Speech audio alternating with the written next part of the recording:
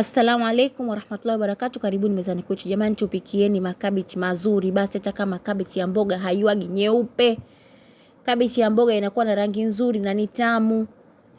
Kama hivyo unavyoona. Weka sufuria yako, ikishapata moto weka mafuta, kitunguu kikaange kwa muda mpaka kianze kupata rangi ya kahawia.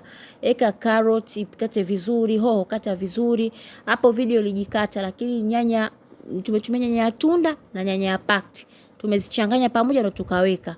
Umeshaona? Ukimaliza hapo geuza kabichi lako. Kabichi la mboga ni tofauti na kabichi la salad jamani. Kabichi la mboga inabidi liwe jekundu, liwe ya kutosha, liwe tamu kama hivyo unavyoona. Geuza utakuwa unafunika na kufunua.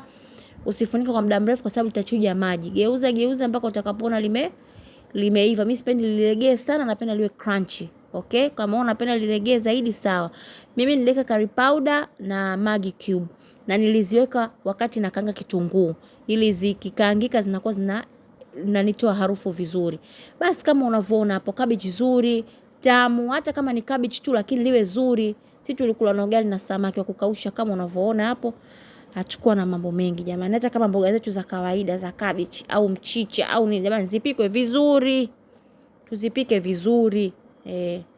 Haya, karibuni sana mezani kwetu kwa recipes nyingine mbalimbali. Tuko Instagram, YouTube na TikTok.